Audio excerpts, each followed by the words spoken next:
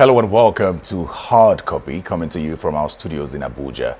I am Terry Ikumi. Tonight we turn our attention to the Northeast with specific focus on Taraba State, which has been in the news for some time now for the wrong reasons. Now, hundreds of lives have been lost from the violent clashes between the Tiv and Jukun communities in parts of Taraba and Benue State, triggered by struggle for land, among other causes.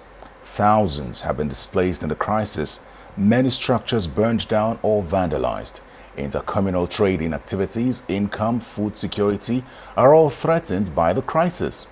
Efforts by the governors of the two states and the federal government have not changed the situation. Our guest tonight is Senator Yusuf from Taraba State, representing Taraba Central Senatorial District, who has always spoken against the insecurity in his state. He is also the chairman Senate Committee on Special Duties, and his committee recently visited the Northeast Development Commission. So we'll also look at how effective the commission has been in the rehabilitation of the region. Senator Yusuf, welcome to Hard Copy. Thank you very much. I also find it interesting that you're a former lecturer at the University of Maiduguri. Yeah. How's it been for you transitioning from the academics to Well, politics? it's not a difficult thing, but it is a challenging thing. That was as far back as 1981, 82. I lectured, and then 82, 83, I went to do my master's degree, came back, and then 83, 84, did my lecturing. Well, I started politics only in 2014. And look how far you've come. Well, I was there. I mean, I joined easily. I wasn't, a good candidate, for the other, political party, PDP, that was ruling from 1999 in my state, up till, 2015. So fortune smiled on you when you moved to the APC. So when APC come, I say, now it's time, to join a political politicians party. from one party to the other. Yeah. I bet while you were in school, while you were a lecturer at the University of Maiduguri, it was safe. Compare that to what we have now, where it's almost like it's deteriorated. The security situation has deteriorated badly. My brother is so bad. When we were there, 1975, 77, and then, when I was lecturer as a student, 75, 77, and then, 1980 to 84 as a lecturer. It was quite peaceful. It was quite, an atmosphere, I could remember those good days. Weekends, we go to cinema houses, we go and watch cinemas and go back to the university. Everything was peaceful. There was no security challenge whatsoever. So, but it is so sad.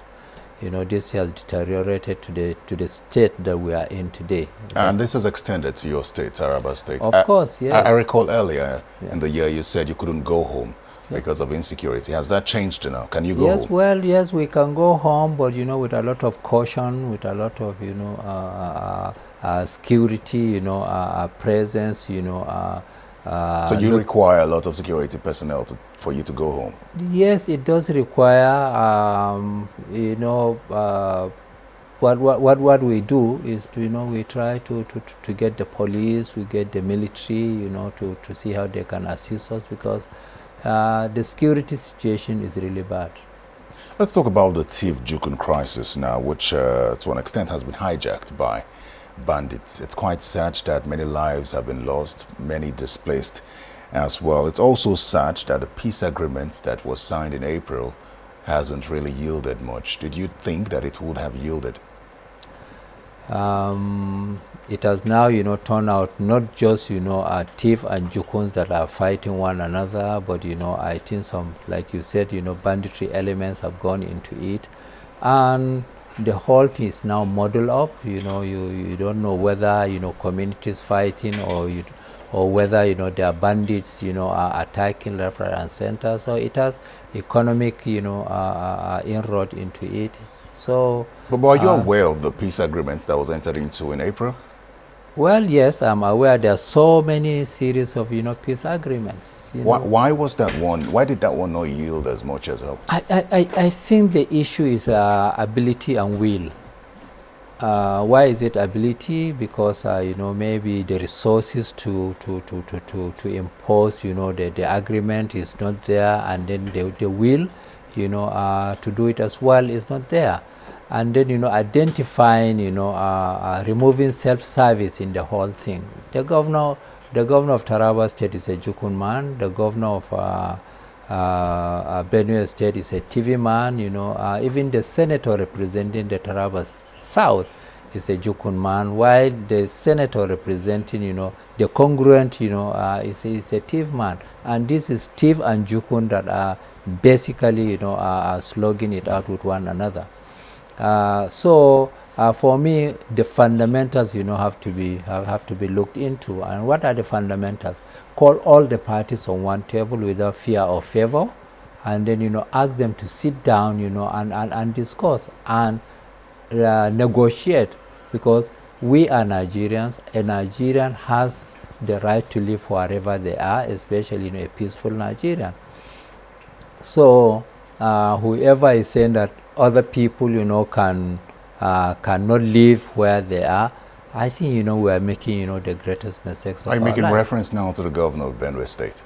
Well, the governor of Benue State, you know, is a Tiv man, so I will assume, you know, he will have also a lot of interest in what is happening to the I'm TV saying people. your statements that whoever says this person cannot live here is doing wrong. Are you alluding that to the government? No, I'm not alluding to the government. I'm alluding to, you know, to the people there. There are some that are saying no. Probably the Jukuns are saying no, we don't want the TV people to stay with us. You know, the TV people are saying that, you know, this is our ancestry home, so we must live here. So for me, you know, it's not matter of you should not leave, you should.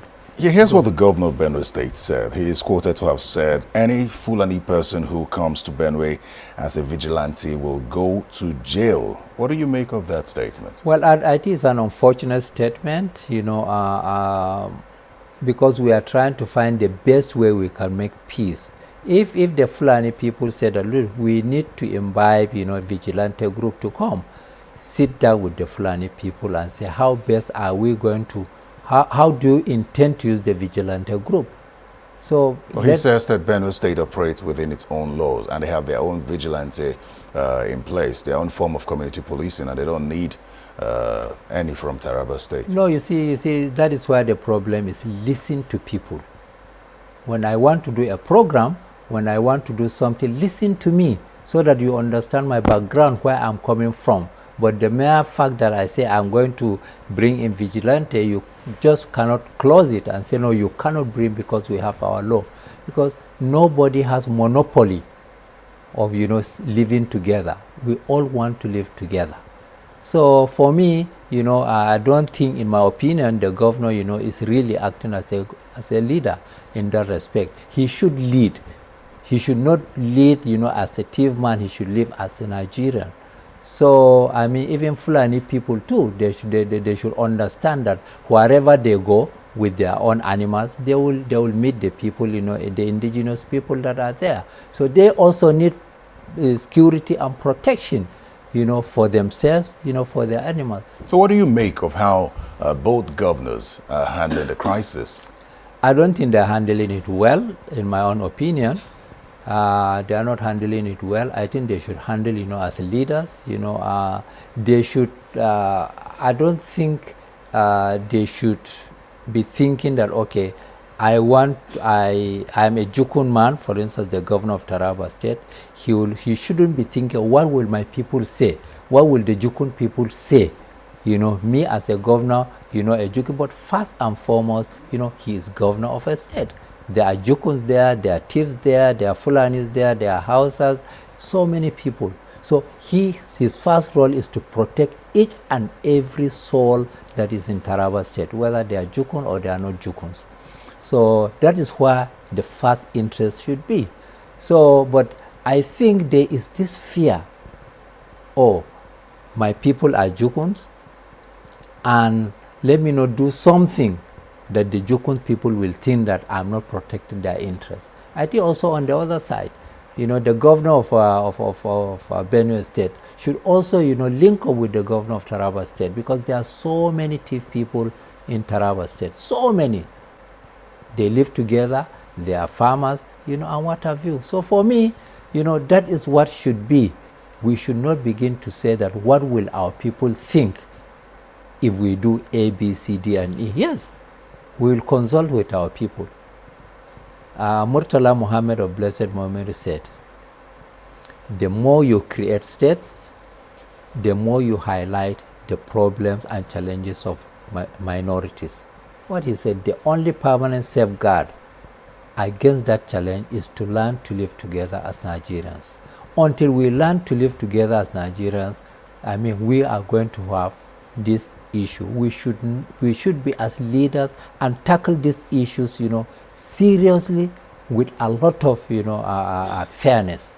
So I think that is how it should be. Well, what do you make of the decision of the TIV people in Taraba State to pull out from participating in the commission of inquiry set up by the state government to look into the crisis?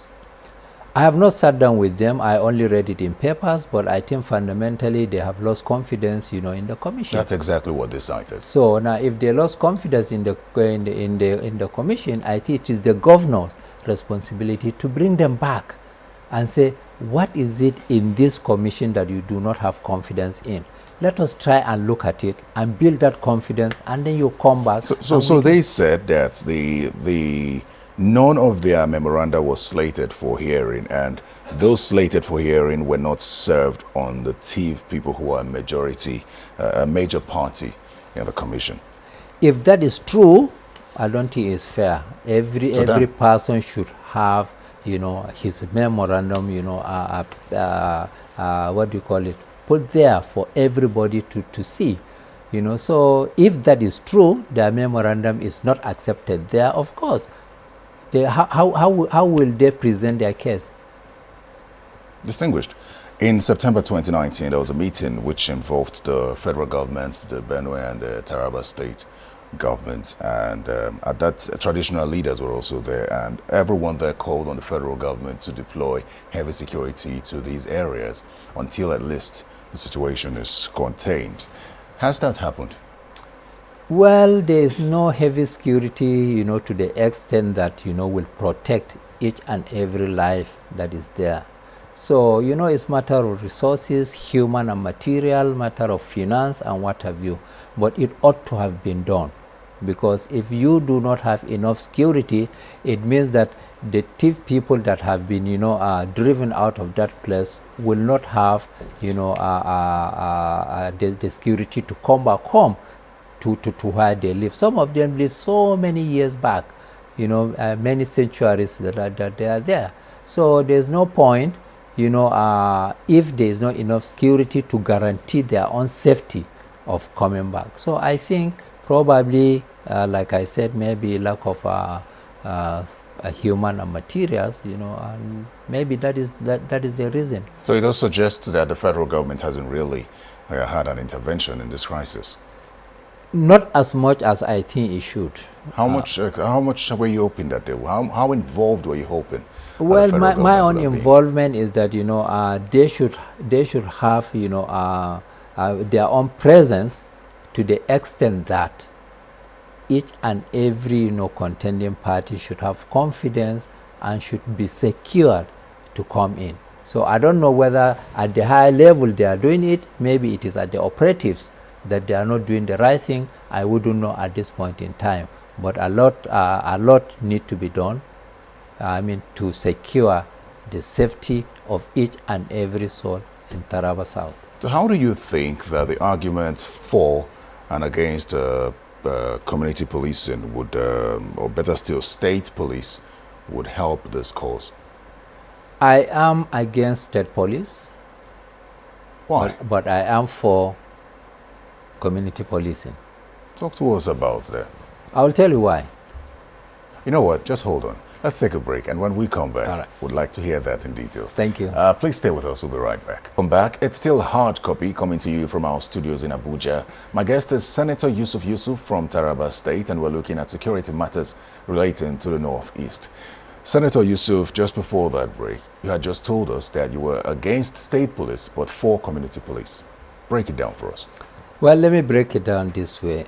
Security is a very, very expensive thing to do. There are so many states that cannot even run hospitals well, they cannot run schools well, they cannot provide, good water system for the people.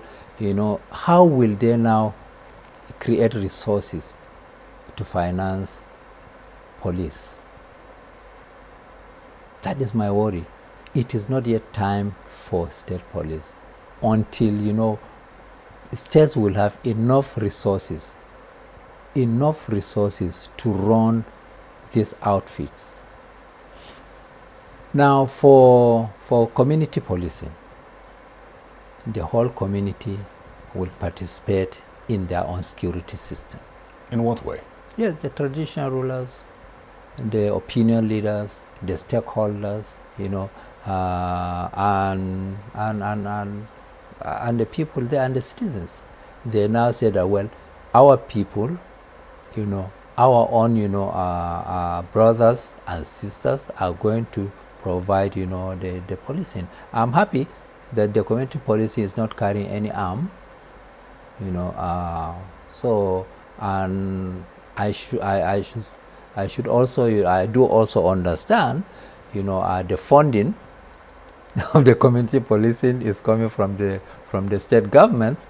I hope, the state government also have resources to also fund the community policing. Is your idea of community policing the same as the regional police outfit like the Amotekun, Hisbah? Is it the same as what you have in mind? No, I think they are different. I was told that the Amotekun, they are going to carry, some arms. I don't believe, community policing should carry arms, because there will be conflict one way or the other with the state police. When I say state, I'm looking at the Nigeria as a state police, not a state government police. So there will be is what I'm calling, it's a seat, for a lot of conflict that will come, as we go. Even now, coordination is a big issue. But as a lawmaker, isn't that something that legislation can cure? Yes, legislation can cure, but first of all, is when you want to legislate, you have to consult. You have to enough consultation so that each and every party will understand the direction in which we are going. Senator Yusuf, we will soon go into the Northeast Development Commission. You were there on visits. But let me ask you this. Constitutional amendment is a big topic now, and we hear that the Northern Elders Forum say it is a predictable waste of time. Is that your position as well? I don't think so. You're from the North. I don't think so. Constitution, should not be a static thing. And for one to say that, amending Constitution will be a waste of time or waste of resources, I think, is begging the point. First of all, you must have the grand norm upon which you are going to operate. So if the grand norm has some defects, one way or the other, correct it and move forward. Very well. Then let's go to the Northeast Development Commission. The act became an act in 2017. It's only been in existence it's only been operating for about a year now. And it's interesting that the House of Representatives is already calling for a probe of 100 billion naira mismanaged by the management of the commission. And what's even more interesting is that you were there last week, and your findings suggest that you think that more funding should go to the commission. You've commended the commission, saying that they've performed outstandingly well. Balance this out for us. Well, thank you very much. I'm happy, that it is an allegation. From my own point of view, from the information available to me, as oversighting the commission, the information we got from the Accountant General of the Federation, as the amount of releases that was sent to made to the commission, as at the time they were talking about, the commission had not received 100 billion naira. How much had they received? At the time they were talking, the commission, I think maybe they have received maybe 70 billion. And for me, since it is an allegation, it remains allegation until, the committee, I think there's an ad hoc committee that was established, to do the investigation. Well, you were there. You were there on oversight. Yes. What did you see? Did you see the impact of the NEDC on the people? Yes, I have seen,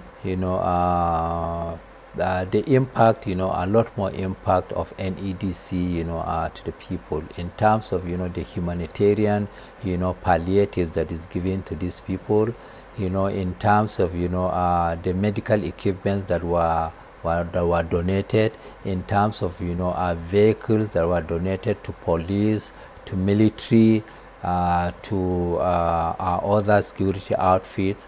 And after all, it is a baby. Is that the responsibility of the NEDC? Yes, it is an intervention. It's a development commission. Yes, but it has to intervene. If you say, okay, you are going to station just development, what are you going to do with the human crisis, the humanitarian crisis? What are you going to do with them? So how much oversight are you planning to carry out on the NEDC? I say this because we've seen what's happened with the NDDC, where it seemed as though the National Assembly had been carrying out oversight over the years, only for us to discover so much rot in the system. Now, just so the NEDC doesn't go the way of the NDDC, what's the level of oversight that the National Assembly plans to carry out? Well, thank you very much. You see, in evolution, you learn from what has happened to other people. So we have learned, we have seen, how the NDDC, has been run. So, but for us, we will learn from the experience of NDDC and say, well, this baby that we are going to have, we will not go the NDDC way. We will sit down and do, an effective budget system, appropriation system. We'll also do a lot of oversighting. We'll do a lot of auditing and what have you. We have to make sure that the resources that are passed to this agency is judiciously utilized. Just before we go, I'm sure you visited some IDP camps, especially while you were there on oversight, and I understand that you had a meeting with the governor of Borno State. And at that meeting, he informed you of the high level of criminality and prostitution going on in IDP camps. It raises the question, because the major reason why the female IDPs engage in prostitution is to survive. It raises the question, with all the humanitarian efforts, NGOs, assistance being rendered to the IDPs in the Northeast, how is it that we still have women having to sell their bodies to survive? Thank you very much for this question. You know why I laughed? Because I cried inside me Wednesday, Thursday, and Friday when we visited the IDP camps. It's really, really sad. Yes, when you have such a situation, we have over 2.7 million displaced persons. But the governor of Borno State, is trying his best. It's matter of resources, and it's matter of how do we exit these IDP camps? How do we exit them? Senator Yusuf, thank you so much for your time. I just want to draw your attention to something just before we go. I recall that the House of Representatives had raised an alarm over something like this, questioning if the humanitarian assistance was actually getting to the people who are in need of it. And I'm hoping that the Senate and the National Assembly in general will take a good look at that, because it's very, very, very sad that we have women selling their bodies, even in situations like this. Thank you very much for this question. It's a matter of resources. By my own estimate, we are spending nearly 5 billion naira every month. Who's spending? The agency, federal government, state government, goes to these people. And we still have women selling their bodies for food? Yes, Medicare. How do you control them? You have 18 years old, 20-year-old, 25-year-olds. You know what this says? This says the National Assembly has a lot of work to do. Yes, we have. You have a lot of work. I'd like to say a very big thank you. Sadly, we're out of time. Yes. Thank you so much for finding time to come speak with us. Senator Yusuf. Thank you very much. Well, that's Hard Copy tonight, but we want to hear from you, so send your feedback to hardcopy@channelstv.com or tweet at CTV Hardcopy. Also go to our website, channelstv.com, or listen to our podcasts on channelstv.com/podcasts to catch up on this and old episodes of Hard Copy. I am Terry Ikubi. Goodbye.